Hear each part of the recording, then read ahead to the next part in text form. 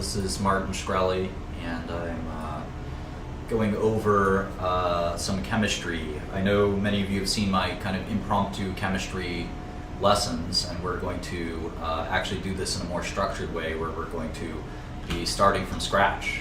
And I'm going to just record some of these videos so that they're uninterrupted and they're just solely focused to chemistry, and recorded and edited so that they're useful to you. So for those of you who have seen some of these videos, you'll know that we're using a textbook called the Zumdahl and Zumdahl 9th edition of chemistry. And it is a big book that looks like this. And it's about 1,050 pages. And I think it's an important piece of work. Why are we doing this? Well, I'm trying to teach a kind of comprehensive course in pharmaceuticals. I don't think anyone's ever really done that. And even in school, there are very few degrees that kind of mimic what I kind of have learned in life. And it requires sort of so many different disciplines. A lot of people ask me why I've been successful in this field. And they especially are surprised when they see that I don't have an advanced degree in any of these disciplines. I'll write down a few of them. And I actually have an undergraduate degree in finance. But the point is that there are so many different. These are sort of the formal degrees required. Then there's some experience required that you don't get anywhere, really. There's a few things required to be successful in pharmaceuticals. A medical degree in medicine, physician.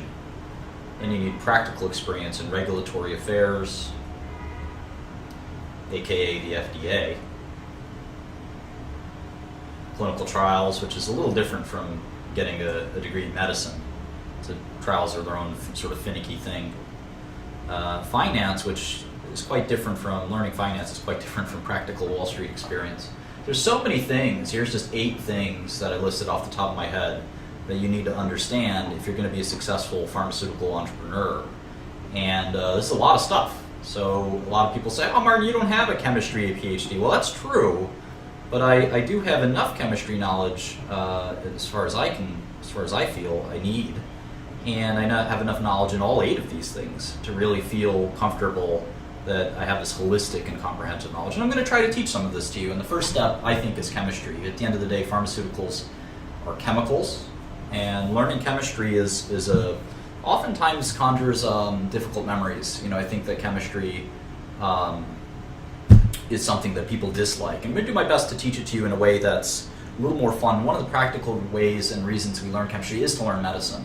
We can't really learn medicine without learning chemistry, at least from my perspective.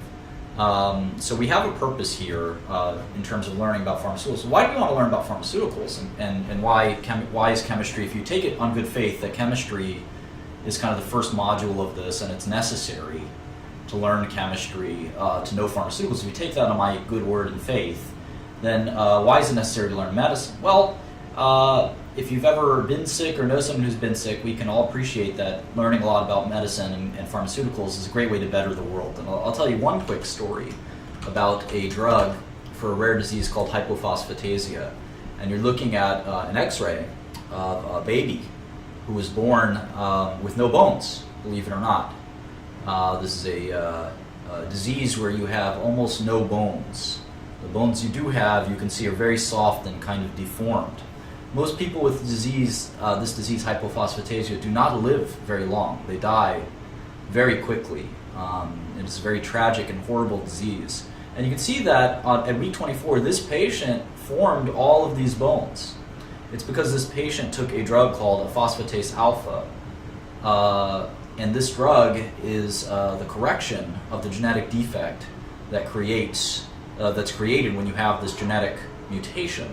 And so this drug is not quite a cure, but a very profound treatment for this illness. And if this little baby story doesn't motivate you to be interested in the least at pharmaceuticals, then I don't know what will. Most people with this disease never would have survived. Evie LSCA was only supposed to survive a few minutes after her birth, but more than 4 years later, she's still here. So this cute little kid has been saved thanks to pharmaceuticals, and that's why I do what I do. And not everything I do or the pharmaceutical industry does is as cool as this little girl's story, but at the end of the day, I think that that's the goal. So, why else do we want to learn pharmaceuticals? If for some reason that story didn't motivate you, then one of the things that I think is a good reason to learn pharmaceuticals is to sharpen your mind. You may never be in medicine. You might say, well, Martin, that's cool, and that's an interesting story, I like your story, but I'm never going to be in medicine. I'm in tech, or I'm a housekeeper, or whatever it might be. Well, there's nothing wrong with sharpening your mind, because you never know what opportunities present themselves in life, and you want to be prepared, and you want to have a sharp mind for those opportunities. And I think chemistry is a fantastic way to sharpen your mind. One of the reasons that it's a great thing is very few people know or like chemistry. So other people in other disciplines will be very impressed with you if you know your chemistry, because it is difficult to learn chemistry. And if you have two people sitting at a water cooler, here's a little water cooler at your office, and there's the device, and you've got you sitting here, and maybe someone standing here, and here's the boss. Let's pretend that's me for a second. And this person is talking about, what'd you do this weekend? Well, I saw the Kim Kardashian show, or something like that. And then you say, well, I was thinking about the density of water. The density of water in different phases. And your boss hears this and says, he's thinking, who should I give the promotion to? Clearly it's going to be this person, because the Kim Kardashian TV watcher he's probably going to say, gee, I don't want that person running anything. I want the person who thinks about chemistry and cool things like that. Even if this company has nothing to do with chemistry, it's much more interesting to think about the person who's thinking about cool stuff and sharpens their mind routinely, because I know that that's the kind of person I want to depend on and give great promotions to, not someone who watches TV all day. And you think about all the things we waste our time on in life, Facebook, Twitter, all of the things that we just waste our time on, TV, all this stuff that's basically worthless. It doesn't. Sports is another one I hate. The media, news, all this stuff does not help you in the slightest. It does not help you in the slightest. These are all ways corporations are trying to take your money in the form of advertising and things like that. None of this will ever help you. But chemistry will help you. It'll sharpen your mind and focus. Physics, biology, medicine, all of these things, math. These are great things that will help your life. And that's sort of why I've decided to sort of get this out there. And hopefully people will be a little more interested in chemistry than they would before if they watch this. So anyway, what is chemistry? And again, we're going to use this Zoomdahl book. Zoomdahl and Zoomdahl, 9th edition of chemistry. I'm going to go through it page by page until we're done. We actually did this impromptu, and we're up to about page 1,000. So we're practically done with the book. We're in the last 2 chapters of the book. But it was very unstructured. It was very kind of unscheduled and a little all over the place. So I think that it's going to be better for us to pre-record these and go through them one more time in a pre-recorded format that you can access forever and ever. So anyway, we flip open the book, and we're going to flip to chapter 1. And we're just going to go through it. We're going to do this a little more quickly than usual, and some of you have asked this question, what does this course kind of correspond to? I'd say it sort of corresponds to a high school, if you went to an advanced high school, like an AP chemistry course, or an undergraduate course in chemistry. It's about 1 semester long if you exclude several chapters from the class. It'd fit about a semester. If you did the entire book, you'd probably be in 2 semesters. You'd probably need a little bit more advanced study. It's sort of a preview for organic chemistry. It's definitely not your run-of-the-mill 7th grade or 9th grade course. This is definitely, we're going to get into some pretty advanced topics, and we'll do some challenge problems and things like that. But that's sort of what we're working with. So we're going to flip open the book. We're going to deal with chapter 1, and the Zoomdahl husband and wife team call this Chemical Foundations. Chemical Foundations, and I've read the chapter before doing this, which is also not something I did in the prior lesson, so I'm prepared. I've got to actually have a lesson plan, so I'm going to go through that, and we're going to talk about chemistry. So chapter 1, Chemical Foundations. So one of the things that we talk about in chapter 1.1, we're on page 3 here, and they call chapter 1.1 Chemistry and Overview. One of the things that we can all agree on, that the world all around agrees on, is that chemistry is the study of matter and changes to matter. And matter is composed of atoms. And what are atoms? Well, atoms are the most discrete particle of matter that we can think of that can't be broken down further. That's a good way to define atoms, atoms of elements. And we'll get all into those technical details. But one of the things that, as a child, I spent a lot of time thinking about atoms, just sitting in my room with nothing to do, thinking about matter and energy. And one of the things I said was, well, why can't we see atoms? Why are they invisible to us? Well, I can understand that there are going to be things too small for the naked eye to see. But can microscopes see atoms? And when I was a kid, microscopes could see atoms, sort of. We had things called electron microscopes. But as I became a little bit older as a child, they finally had these things called scanning tunneling microscopes. Scanning tunneling microscopes, STMs. And you can see these photos, these amazing photographs, where you can actually see atoms with the benefit of a microscope. Here you can see these sort of honeycomb-like rings that remind me of benzene rings. This is an image of silicon. And so you can see distinct atoms, which is pretty amazing. So all the stuff we're going to study, it's real. It actually exists. Now, whether atoms are actually particles like billiard balls, like the 8-ball in billiards, or they're more like waves, they're energy waves, we're going to debate that and talk about that. But you can kind of see these discrete units of energy that are kind of atomic. So we're going to talk all about that. So anyway, matter is composed of various types of atoms. We're going to talk about matter.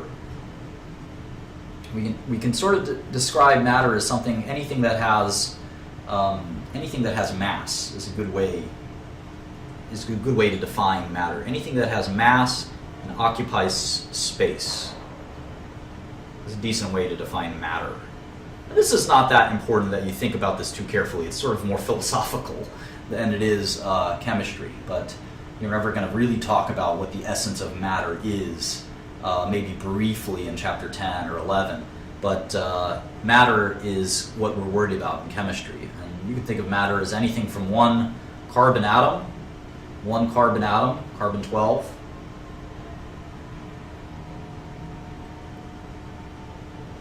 to a molecule of H2O, to a person, to the whole planet Earth,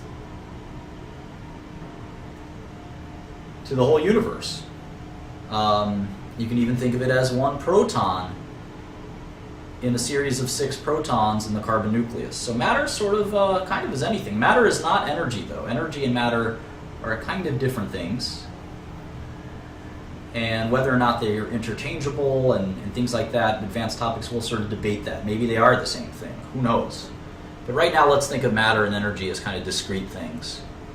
And chemistry deals with the study of matter.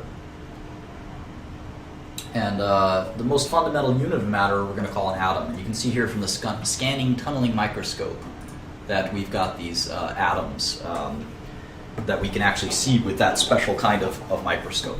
And what exactly that microscope is showing us, we'll debate some other time.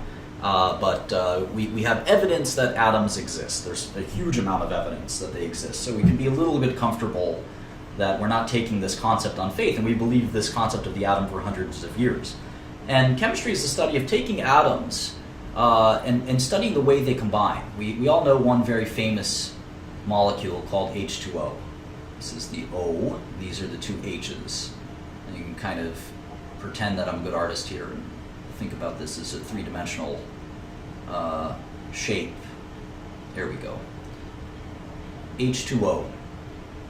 This is probably the most famous molecule in existence. Water. When I was a little kid, I always say, "Mom, get me some H2O." And my mother would say, "Get it yourself." But H2O is composed of two hydrogen atoms, and 1 oxygen atom. And these are elements. And elements, the smallest amount of an element you can have is an atom. And chemistry deals with the way that these elements and atoms, these atoms of elements form. Here's 2 of the hydrogens, they're small, and 1 big oxygen. and how they kind of form. They kind of form to H2 plus O2 can lead to H2O in a certain way. We'll talk all about sort of how that happens. This isn't a balanced equation, and we'll balance it some other time in a different chapter. But the point of chemistry is that substances like hydrogen and oxygen can reorganize the way their atoms are organized in molecules to form new substances. And that's what the study of chemistry in essence is. So we're going to have a lot of fun talking about that. But before we get to that, we're going to flip over to to section 1.2. And it's called the scientific method. And we'll say a few things about this briefly. I'm sure you've been exposed to the scientific method before, but anyone might be watching this. You could be 6 years old and watching this. I hope there's someone who's 6 years old and watching this. We're on page 5 of the Zumdahl textbook, which is about $100, by the way, and I highly encourage you to buy this book. It could be one of the best investments you ever make.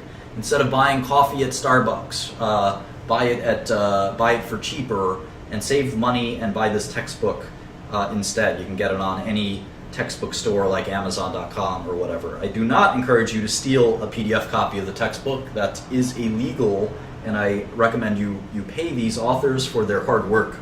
They made a wonderful textbook, majority of which I agree with and I feel is very well presented.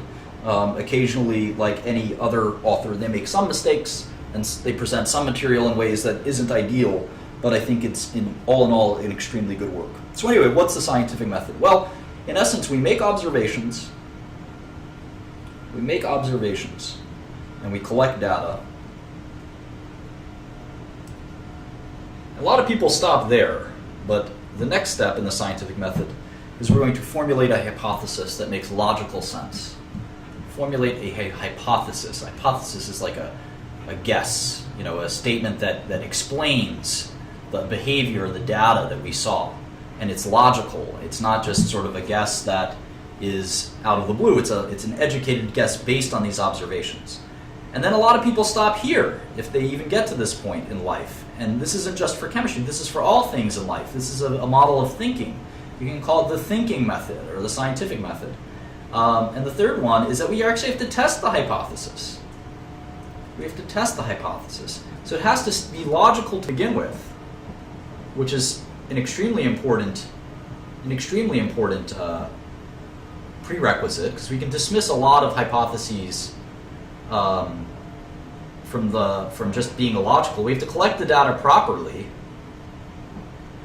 and with integrity, which a lot of people don't do. They just look at a small part of the data that they want. And then we have to test the hypothesis even after we formulated the hypothesis and we think the hypothesis is reasonable.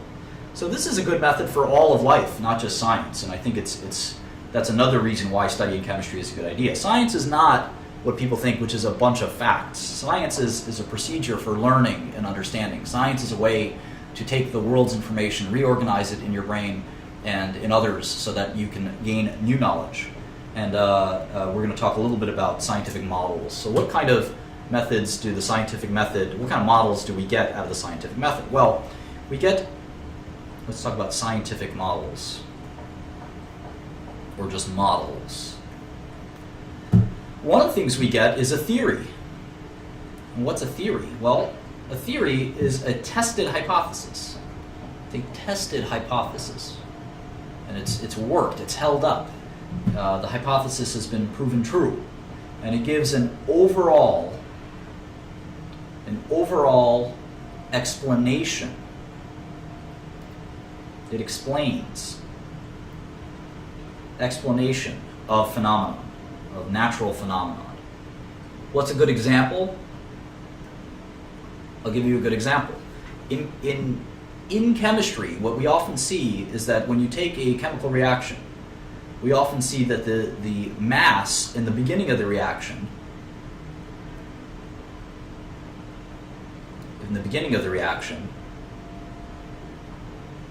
even though the chemicals will change,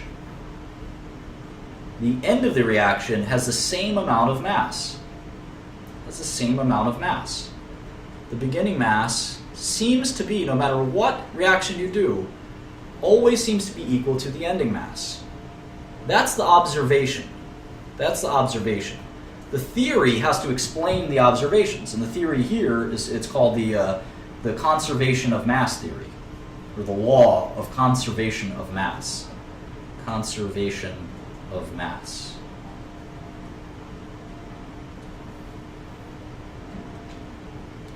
A law is a summary of behavior. A theory is different. A theory is an explanation of the behavior. So theory E equals mc squared, it explains the difference between energy and mass. A law is an observation. It's a summary of observed behavior. So a natural law is a generally observed behavior. And it doesn't explain too much. So that's sort of one way to think about it all. I hope it didn't confuse you too much. So a law is a summary of the behavior, whereas a theory is the explanation. So that's kind of the difference the book makes. I don't think it's extremely important, but it's one way to look at it. So we're not going to go into the philosophy of science too much. We're going to go to 1.3, units of measurement. All studies have ways and languages to explain their systems. I said yesterday that accounting is accounting is the language of finance. Well, we have the language of chemistry too, and it's these units of measurement, and it's called the Système International. Forgive my poor French accent. It's these SI units, and there's a handful of them that we need to know. I'm only going to give you the ones we need to know. The first is mass. We use kilograms, and mass and matter are measured in kilograms or grams. We're not going to use pounds or anything like that in this work. Length is measured in meters. And remember, all of these can be converted into centimeters or nanometers or micrometers, etc. Same thing with micrograms. Picograms, extremely small number. We'll talk all about that in a minute. What else? Time. Time we measure in seconds. That's pretty obvious. How about temperature? You might think we measure it in Fahrenheit or Celsius, but we don't. We measure in something called Kelvin, which we'll spend some time on Kelvin in a second. And finally, amount. This might confuse you a little bit. The amount of something.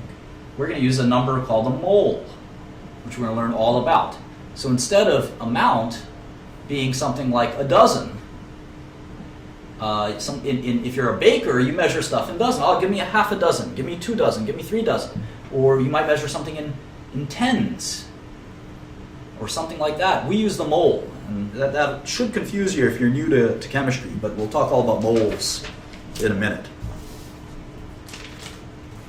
So we're going to skip ahead a little bit, and you'll see that this curriculum is determined and edited by me. We're going to skip, we'll tell you what we skip when we skip things. I think that's a good practice. So we're going to skip 1.4 and 1.5 and 1.6, and I'll just briefly describe what they are so that you can study them yourself if you see fit. And I think you should, because some of these I'm skipping for a reason, because we don't need to learn them, and some of them I'm skipping because I assume you know them already. And this is the case where I assume you know it already. 1.4 is called uncertainty in or of, I guess, measurement. And this talks about how to measure things and precision and accuracy, and you can read that in the book if you see fit. I think it's somewhat self-explanatory. Significant figures is 1.5. I actually have never felt significant figures is that important. This is a question on calculations and how many significant figures in a calculation. Of course, I know all the rules. I think if you want, you can Google how to study significant figures. It's not that important as far as I'm concerned. And I know best, so trust me on that. And then finally, 1.6 is a brief introduction on how to learn how to solve problems, which I think it's just one little paragraph, so we're not skipping much here. But I do think problem solving is extremely important. It's the whole reason why we're reading this. So let's go straight into it at 1.7, where they describe something called dimensional analysis. That sounds pretty fancy. You tell your friends you were doing some dimensional analysis today. They might be impressed. But it's actually pretty easy. We sometimes call dimensional analysis the unit factor method. The unit factor method. And this is a great way to solve complicated stoichiometry problems and other types of problems when we deal with different units and we have to factor them into all of these different solutions. So here's an easy example. We have a pin. I guess it's like a needle pin of some kind. And it is 2.85 centimeters in length. Okay, we know that this is System International units, centimeters. But how long is it in inches? Say someone said, I want to know how long is it in inches. Now you might just go to Google and convert it yourself, but you can't do this for the rest of your life. You have to know how to do this. And you might do it in your head, and that's also not a good way to do it, because when I ask you to convert the molar mass of methane in a complex reaction, you will not be able to do it in your head. You'll need a way to do it on pen and paper. And so one of the ways we can do this is we have this equation. It's an equality that states that 2.54 centimeters is equal to 1 inch. And now how do we use this? If you know algebra, we can sort of use this to divide. So we can actually divide both sides in algebra. Anything that, let's say we have something called 2x equals 4. In algebra, you can divide anything, any side of an equation by 1. And you could express 1 in different ways. A good way to divide something by 2 over 2, if you divide something by both sides by 1, you can actually start to rearrange things. You can actually divide both sides by more than 1. You can divide both sides by 2. So if we did that, we divided both sides by 2. In this case, we can isolate x and we solve x equals 2. You can also multiply something by 1. You can also multiply something by 2. It doesn't change the equality of the statement. So bearing that in mind, in algebra, one of the things we're going to do here is we're going to divide both sides of this equation by 2.54. So if I divide 2.54 here, and then divide 2.54 here, what do I get?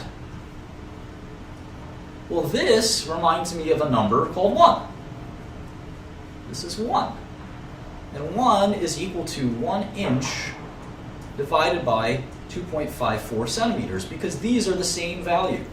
1 inch is equal to 2.54 centimeters. It's also 1 over 1 is equal to 1 inch over 2.54 centimeters, because that is 1 over 1 in essence. So this is, we're going to call this a unit factor. And the way we can solve this question is to multiply it by a unit factor. So again, we're going to use a little bit of algebra. 2.85 centimeters multiplied by 1 inch over 2.54 centimeters. This is the conversion factor, the unit factor. What's this equal to? Well, we know that we can actually cancel these out. So what we're going to get is 2.85 over 2.54 inches. And the inches sort of is here. The centimeters will cancel out, and we're left with the term of 1 inch. So this is equal to 1.12 inches. And you might have said, Martin, all I have to do is divide this by 2.54. You went through all this rigmarole. All you have to do is divide by 2.54. Ha! Well, I thought that too when I first started taking chemistry, and then I realized that this method is actually the best method to solve these longer and more complicated equations. Let's try another one. A pencil is 7 inches long. How long is it in centimeters? We're going to do the same thing. It's 7 inches multiplied by this unit factor. We're going to do the unit factor the other way around. It's going to be 2.54 centimeters over 1 inch. Over 1 inch. And here we can cross out the inches. And we have 7 multiplied by 2.54 inches all over 1. And if we multiply that out, it's about what? 17.8 centimeters. Excuse me, the centimeters is carried, not the inches. Remember, the inches we canceled out. Here's inches, they canceled out, and we're left with centimeters. So it's 17.8 centimeters. And again, this gets more and more complicated as we do more and more difficult problems. Here's a pretty easy one that's very similar. We have a bicycle that's 25.5 inches, but the catalog is giving it to us in centimeters. We want the bicycle in inches. So again, we'll multiply. We need the inches on the bottom because we need them to cancel out, right? So we know that 1 inch is what? 2.54 centimeters. So the inches cancel out. And we're left with 25.5 times 2.54 over 1 inches. And if we multiply these two numbers, we get 64.8 centimeters. I keep doing this mistake where I leave the inches. It's centimeters. So when you multiply two things, you can cancel out, if they're on the opposite sides, you can cancel them out like this, and the centimeters remain. So it's 65 centimeters. Okay, here's another one. We're going to do a different length. This is 10-kilometer run. 10-kilometer run. How long is the run in miles? Well, let's see here. We have to convert. It's a 10-kilometer run, which means it's a 10,000 meter run. It's a 10,000 meter run. And so we need to convert meters into yards. 1 meter is equal to how many yards? 1.094 yards. So if we multiply these two, 10,000 meters multiplied by 1.094 yards, we will get something like 10,000, let's see, what do we get? 10,940 yards. I think that's right. Let's take the calculator out and triple check. 10,000 times 0.094, yep, 10,940 yards. And let's express this as scientific notations. 1.094 times 10 to the fourth. 10 to the fourth yards. We always like to do scientific notation. Okay, so we've converted meters into yards by using dimensional analysis. Now we have to convert yards into miles. So we have 1.094 times 10 to the fourth yards. And so we know automatically that we need yards on the bottom. How much is 1 yard, or how much is 1 mile, is how many yards? Well, it's 1760 yards. And remember, these are the unit factor. These are equivalent. So if we multiply these two, we'll cancel out yards. And we'll have 1.094 times 10 to the fourth over 1760 miles. And if we do this equation, 10,940 divided by 1760 is 6 miles. So that's 6.2 miles. So I hope this demonstrated the unit conversion factor. We're going to do one last one. I know this is a little bit annoying, but this is so important. The speed limit in the US on many highways is 55 miles an hour. What is it in kilometers per hour? What is it in kilometers per hour? Well, let's do it like this. 55 miles an hour. We're going to convert it. We know how many yards are in a mile. So we have 1 mile down here, right? And remember, we need to be able to cross these guys out. So we know 1760 yards in a mile. So we cross those out. Now we need to do the same thing with yards. We've got to put yards down here and cross out meters. So 1 meter is equal to 1.094 yards. And now what do we need to cross out? Well, we have 1 kilometer is equal to 1,000 meters. We cross these out. And we're actually going to add all these, we're going to multiply all these together. So if we do that, we get 55 times 1760 divided by 10,940. Let's try that one more time. It's 55 times 1760 divided by, if you multiply these guys, you don't get 10,940, you get 1094. Divided by 1094 is 88. 88 kilometers per hour. And that's the way we're going to continuously do these kinds of examples throughout the book. I guess 2 more. Let's do 2 more. A Japanese car is advertised as having gas mileage of 15 kilometers per liter. We want to know how many miles per gallon. Miles per gallon. So we have to convert both, right? We have to convert both. So we have 15 kilometers per liter. So first we're going to get to meters, and we know 1,000 meters is 1 kilometer. So we can cross these guys out. Good. Now how about meters to yards? Well, let's see. I need a meter on the bottom. So 1 meter is what? 1.094 yards. All right, now I need to convert. I've got the, let's see, what am I trying to get here? I need miles. Well, I need to convert to miles now. So I need to multiply this 1.904 meters, 1.094 yards per meter.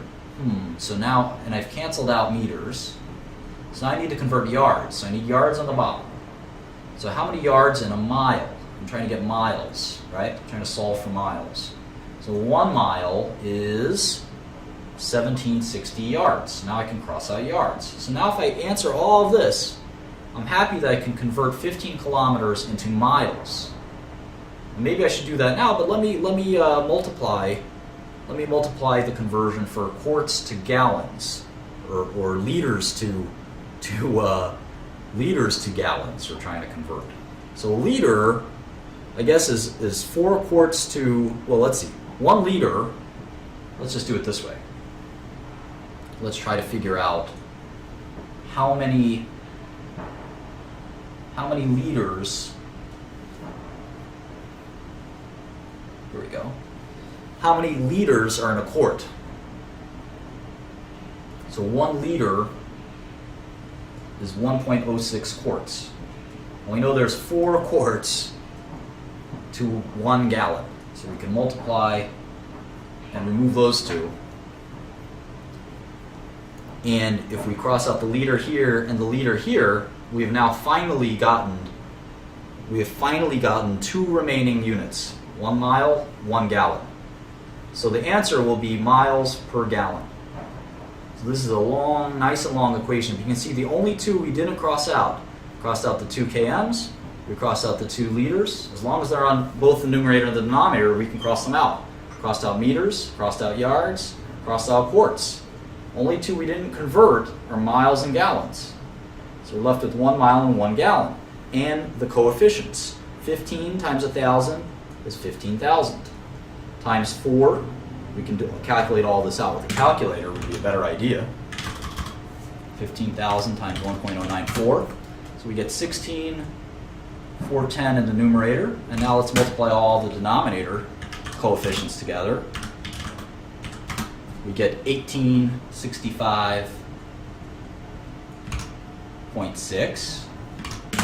And if we divide to get the answer, we get 8.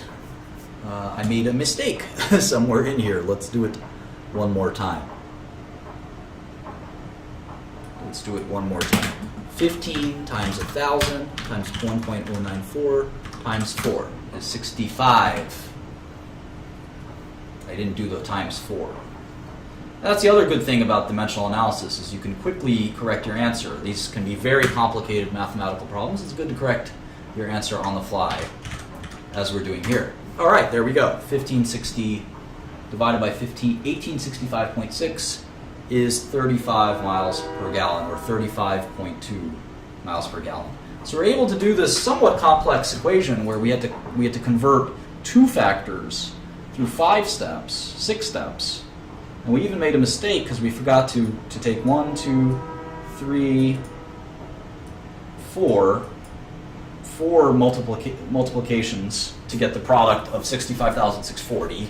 Then we took 2 multiplications, 1 multiplication to get the numerator, the denominator. The quotient is 35.2. So we're able to solve this pretty complex equation using dimensional analysis. I hope you see, and you will see through whether you trust me or not, you will see that this method is superior to the other method. Okay, one last one, and I promise we're done. We're not done with dimensional analysis. We're simply done with this section. And again, this is going to be in the book constantly we're going to be doing this unit conversion. And it's going to be, in situations, a lot more difficult than converting mileage of a car. So it's going to be very important to practice unit conversion. And you might use it in other situations in your life, believe it or not. I found myself doing unit conversion at the supermarket the other day. So you will enjoy this unit conversion method as you master it over time. Okay, so what's the last one? The latest model Corvette has an engine with a displacement, I don't even know what that is, a displacement of 6.20 liters.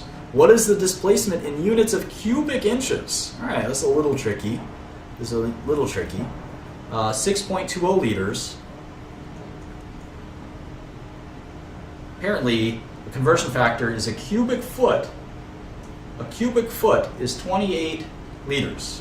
I didn't know that. And I guess we're trying to get the cubic inches, right? We're trying to get cubic inches. So we're solving for cubic inches. So how many, so we can cross out liters now, right? So now we're going to have to cross out feet. So there's 12 cubic inches in 1 foot. That makes sense. We all know that from our system here in the US, not the metric system. So we finally can do this problem, right? So 6.2 converts to 6.2 liters is converting 28 liters becomes 1 foot. So we cross that out to convert that to 12 cubic inches. So if we multiply these two and then divide, we can get our answer here. Remember, this is cubed. This is cubed. 6.2 times 12 times 12 times 12. Remember, it's cubed. Divided by 28.3 equals 378 cubic inches. 378.5 if you wanted to use more of these digits. I don't think you should because of the significant digits rule. So it's 378 cubic inches. So again, another use of dimensional analysis. So I bored you to death with dimensional analysis, but I will say it is extremely important to do dimensional analysis correctly. So let's go ahead and continue in the book to section 1.8. Section 1.8 is called temperature. Temperature. We're going to use a little dimensional analysis here. We're on page 22. All right, so let's just go through temperature. We have 3 temperature scales. We have Celsius. We have Kelvin. We're going to use mostly these two.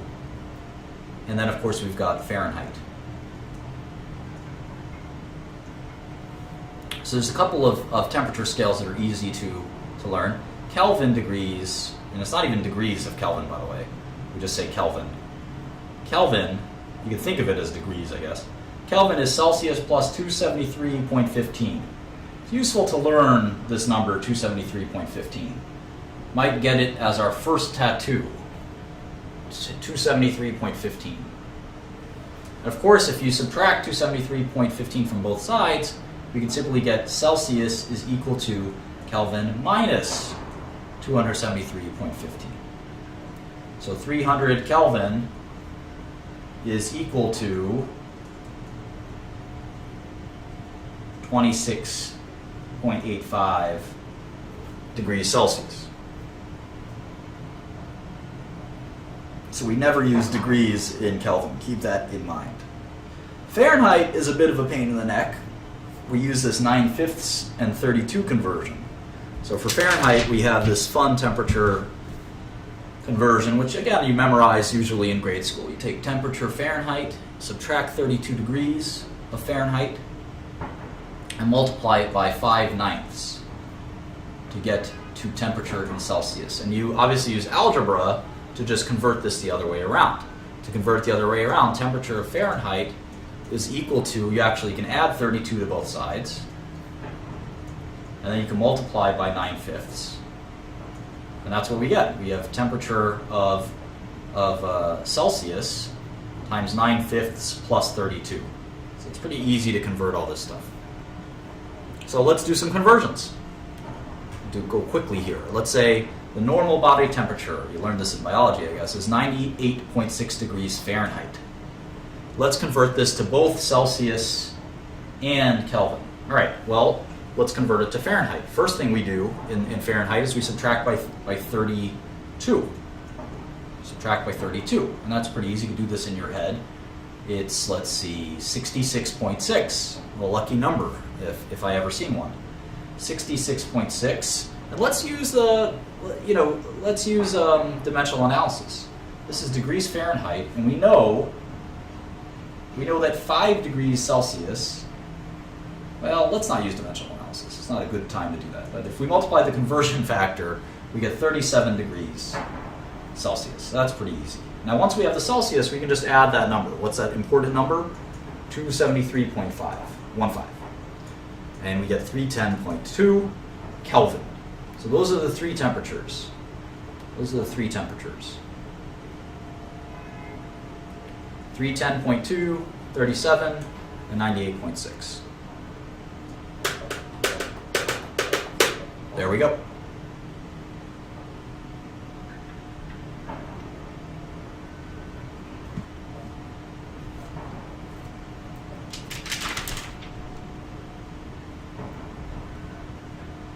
All right, let's move on. 2 more sections and we're done. 1.9, density. Some people say I'm very dense. I'm just kidding. What's density? We're going to have a lot of fun with this. We're going to talk about one of the most important properties of matter. Matter has a lot of properties. One of the most important ones is density. We use density a lot in chemistry, oftentimes to characterize one of the properties of matter, as I said. Density is simple. It's mass divided by volume. Mass divided by volume. So it's usually something like kilograms divided by volume. What's a good example of volume? Volume is usually in some kind of cubic form. In mass, we typically use kilograms, but sometimes in chemistry, how about just using grams? So grams divided by centimeters cubed. So let's look at some densities.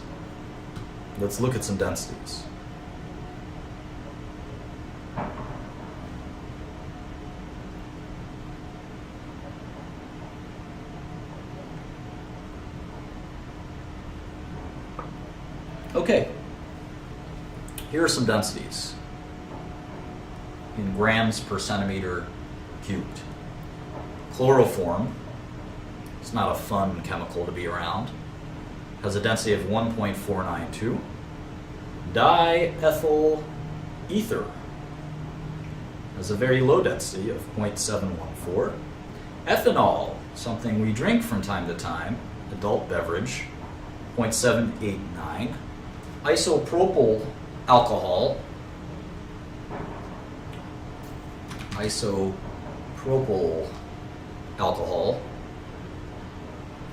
density of 0.785. And then finally, toluene, density of 0.867. And so some chemists are doing an experiment and found that 25.0 centimeters cubed of a substance that weighed 19.625 grams, they were trying to find out the density. So grams is a weight, or mass, and centimeters cubed is a volume. So we can actually calculate the density by just dividing these two. So let's go to our calculator. And just do that. 19.625 divided by 25 is 0.785. So this must be isopropyl alcohol. I suppose it could be something else, but it really matches well with isopropyl alcohol. So it's very likely to be that liquid. Let's look at some other densities. It's kind of fun to look at some other densities. How about water? One of the density of water is actually very close to 1. It's 0.9982 grams per centimeter cubed. How about gold? Wow, gold is 19.32. It's 19 times more dense than water. How about oxygen? Oxygen is 0.00133, oxygen gas. Most gases are not very dense. hydrogen is even less dense. You can see that a lot of solids are dense, like gold and mercury and lead and silver. A lot of metals are very dense. So this is all pretty interesting. All right, let's move on to 1.10. Matter. We're going to talk more about matter since we started the conversation of matter. So let's talk about classification of matter. And this is going to be the last section, and we're going to adjourn, and we're going to go to chapter 2, which will also record. So 1.10, matter, classifications of matter. We talked about matter being anything that occupies space and has mass. But we have more things to talk about. We can talk about states of matter, and we learned this when we were children as well. We'd say liquid, solid, and gas. There are 3 states of matter. And we all know what liquids, solids, and gases are. So we've considered that as one property of matter. We've got density and state. Keep kind of these in your mind as good properties of matter to think about. What else? Well, we can talk about mixtures. Most matter is a mixture of a pure substance. What's a mixture? A mixture has variable composition. So it's a combination of variable composition of pure substances. We'll talk all about that in a second. We're going to introduce 2 kind of cool words that you learn as a child as well. And you can pronounce these either way. Homogeneous or homogeneous. The same thing here, heterogeneous or heterogeneous. I'd prefer, I think in America we say the gene, homogeneous. You can also say homogeneous.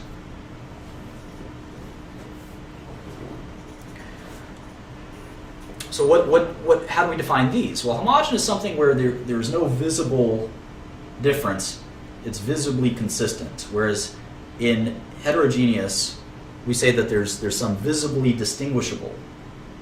Visibly distinguishable.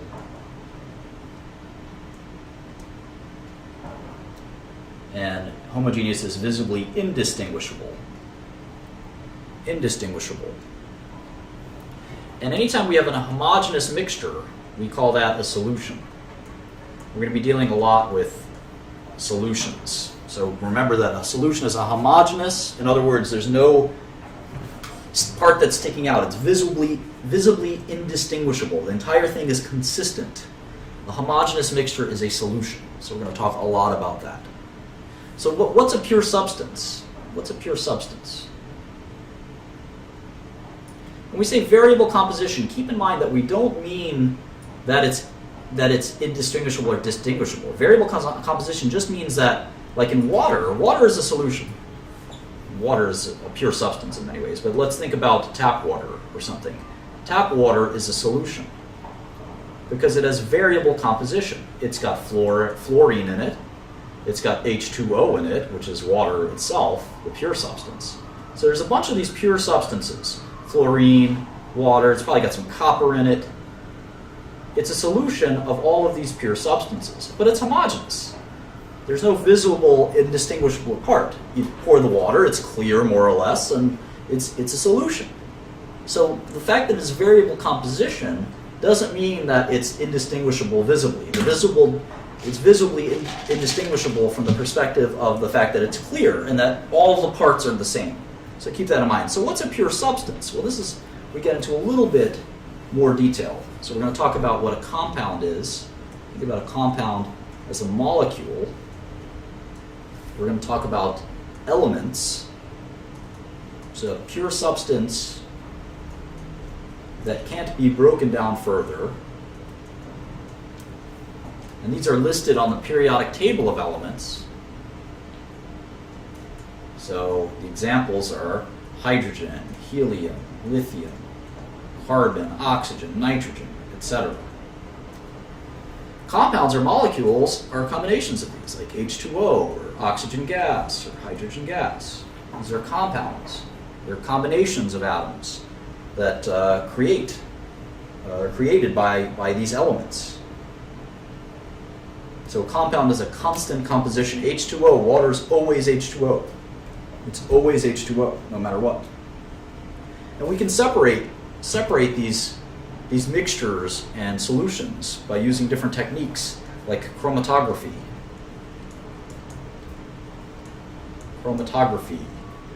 Distillation. These are good techniques that we use. And we use different filtration as another example. And filtration. All of these exploit physical changes.